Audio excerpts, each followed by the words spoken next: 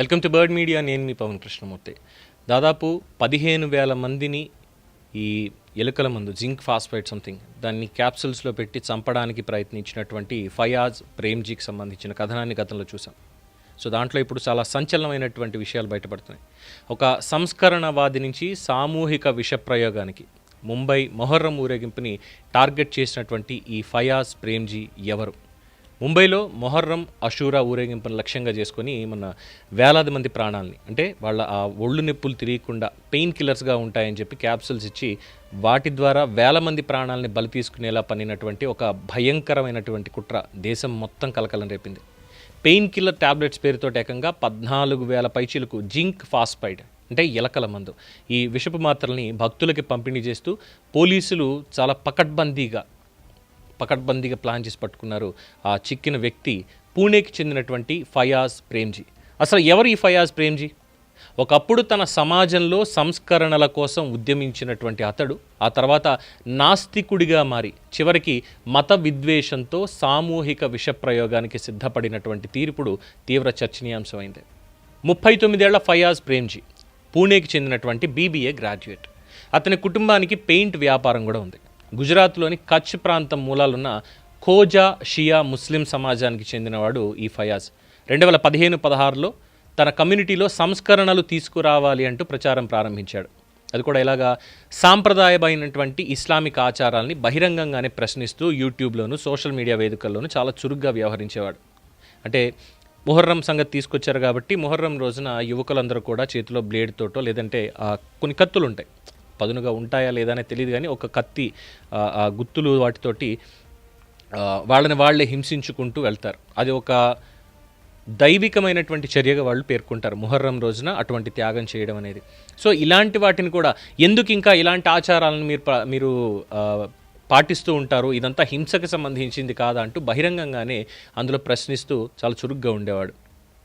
So తన సంస్కరణ ప్రయత్నాలకి ఎక్కడ మద్దతు లభించలేదు. మత పెద్దల నుంచి చాలా తీవ్రమైనటువంటి వ్యతిరేకత వచ్చింది. సామాజిక బహిష్కరణ కూడా మొత్తం కుటుంబానికి, ఆ మత పెద్దలందరూ మీ మొత్తం కుటుంబాన్ని సామాజికంగా బహిష్కరిస్తున్నా ఉండడంతో ఫయాజ్ పూర్తిగా ఇస్లాం మతాన్ని విడిచిపెట్టేశాడు. తనని తాను ఎక్స్ ముస్లింగా అంటే మాజీ ముస్లింగా ప్రస్తుతం నాస్తికుడిగా కూడా ప్రకటించుకున్నటువంటి పరిస్థితి. ఇస్లామిక్ దేశమైనటువంటి ఇరాన్లో సంస్కరణలకి అవకాశం ఉంటుందని భావించి అక్కడికి వెళ్ళినా అక్కడ కూడా నిరాశ ఎదురైంది. ఆ తర్వాత అతడిలో మతంపై ఆగ్రహం, విద్వేషం మరింత పెరిగింది అంటూ కూడా పోలీసుల దర్యాప్తులో తేలింది. గత కొన్నేళ్లుగా పలు రైట్ వింగ్ పాడ్కాస్ట్లు, యూట్యూబ్ ఛానళ్లలో షియా ఇస్లాం, ఇరాన్ పాలన మీద చాలా తీవ్రమైనటువంటి విమర్శలు చేస్తూ ఫయాజ్ చాలా చురుగ్గా వ్యవహరించాడు.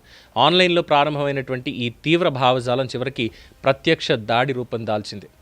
మొహరం సందర్భంగా రక్తతర్పణం చేసుకునేటువంటి భక్తుల్ని లక్ష్యంగా ఎంచుకున్నటువంటి ఫయాజ్ నొప్పి తగ్గించే పెయిన్ కిల్లర్ మాత్రలో నమ్మించి జింక్ ఫాస్ఫైడ్ కలిపినటువంటి మొత్తం 14,000 విష మాత్రల్ని పంపిణీ చేశాడు. కాకపోతే తీసుకున్నటువంటి మొత్తం 11 మంది భక్తులు తీవ్రమైనటువంటి వాంతులు, కడుపు నొప్పితో ఆసుపత్రిలో చేరడంతో ఈ భారీ కుట్ర అక్కడ వెలుగులోకి వచ్చింది. దీన్ని ఆల్రెడీ మనం డిస్కస్ చేసుకున్నాం. అయితే వేలాది మంది, కొన్ని చోట్ల లక్షలాది మంది పాల్గొనే ఈ మతపరమైనటువంటి ఒక ఊరేగింపును లక్ష్యంగా చేసుకొని ఇంత పెద్ద మొత్తంలో విషమాత్రలను అసలు ఎలా సిద్ధం చేశాడు, వాటిని ఎలా పంపిణీ చేశాడు, ఈ కుట్ర వెనక ఒక్కడే ఉన్నాడా లేదంటే మరెవరైనా ఉన్నారా, విదేశీ లేదా దేశీయ సంస్థలతో ఏమైనా సంబంధాలు ఉన్నాయా అనే కోణంలో కూడా ముంబై పోలీసులు చాలా లోతుగా ప్రస్తుతం దర్యాప్తు చేస్తున్నారు. సో ఇతనికి సంబంధించి చూస్తే ముందుగా ఒక ఖోజా షియా ముస్లిం, గుజరాత్లో కచ్ ప్రాంతానికి చెందినటువంటి వ్యక్తి. అదే సాంప్రదాయాల్లో పుట్టి పెరిగిన తర్వాత ఒకానొక టైంకి ఏంటి నేను ఈ సాంప్రదాయాలను పాటించడం, ఇవన్నీ హింసకు గురి చేయట్లేదా లేదంటే ఇవన్నీ వివక్షకు గురి చేయట్లేదా అన్నది ఆ థాట్ ఎక్కడి నుంచి వచ్చింది, ఎలా వచ్చిందని తెలియదు కానీ మొత్తానికి నాస్తికుడిగా మారిపోయాడంటే నేను నమ్మను, నాకు ఏ దైవం అవసరం లేదు అని చెప్పి. అలాగే సంస్కరణల కోసం, తన సమాజంలోని సంస్కరణల కోసం చాలా గుర్తింపు పొందాడు. ఎలాగ అది నెగిటివా పాజిటివ్ అనేది పక్కన పెడితే సంస్కరణలు తేవడానికి ప్రయత్నించి బహిష్కరణ పొందినటువంటి వ్యక్తి పూర్తిగా ఇస్లాం నుంచి బయటకు వచ్చేసి ఇప్పుడు చేసినటువంటి పరిస్థితి ఏంటి, చివరికి వేలాది మంది ప్రాణాలని బలి తీసుకునేటువంటి ఒక కుట్రకి పాల్పడ్డాడు. ఇది కూడా పూర్తిగా అది ఇస్లాం నుంచి బయటకు వచ్చేసాడా అంటే డెఫినెట్గా లేదు. ఎందుకంటే ఇస్లాంలో కూడా చాలా మంచి వాళ్ళు ఉన్నారు, అట్ ద సేమ్ టైం ఇలాంటి వాళ్ళు కూడా ఉన్నారు. ఒక ఒసామా బిన్ లాడెన్ లాంటి వాళ్ళు, మసూద్ అజార్ లాంటి వాళ్ళు, వీళ్ళందరూ ఏదో దేవుడికి అల్లాకి మేమే ప్రతినిధులం, మేమే ఆయన బిడ్డలం, మేమందరూ జిహాద్ చేసి, అది ఎవరినైనా సరే, అంటే పాము సొంత పిల్లల్ని కూడా తినేస్తుంది అంటారు చూసారా, అలాగా సొంత సామాజిక వర్గంలో వాళ్ళ సొంత కమ్యూనిటీలో ఉన్న వాళ్ళని కూడా చంపడానికి వెనుకాడనటువంటి వ్యక్తులు ఈ బిన్ లాడెన్ కానీ లేదంటే మసూద్ అజర్ కానీ ఇలాంటి వాళ్ళందరూ.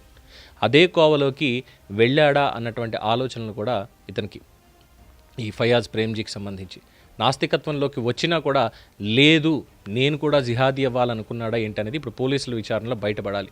కానీ 14,000 మంది పైచిలకు చంపడానికి చేసినటువంటి కుట్ర ఇప్పుడు ప్రస్తుతం దేశవ్యాప్తంగా తీవ్ర చర్చకు దారితీస్తుంది. మరి దీని వెనక ఉన్నటువంటి మూలాలు ఏంటి, ఇతని వెనక ఎవరున్నారు, ఎవరు ఇవన్నీ చేయించారు ఇతనితోటి, లేదు ఇతనే స్వతహాగా చేశాడా, ఇదంతా ప్రస్తుతం విచారణ సాగుతోంది. ఇవే ప్రస్తుతం ఇందులో బయటకు వచ్చినటువంటి సంచలన వాస్తవాలు. సో మిగతావన్నీ కూడా రేపు పూర్తి ఇన్వెస్టిగేషన్ అయిన తర్వాత అప్పుడు ఇంకా బయటికి రావాలి. దీని మీద మీ అభిప్రాయం తెలియచేయండి. చూస్తూనే ఉండండి ది బర్డ్ మీడియా. ఈ వీడియో మీకు నచ్చినట్లయితే లైక్ చేయండి, షేర్ చేయండి, సబ్స్క్రైబ్ చేయండి. మరిన్ని అప్డేట్ల కోసం మా వాట్సాప్ ఛానల్ను ఫాలో చేయండి.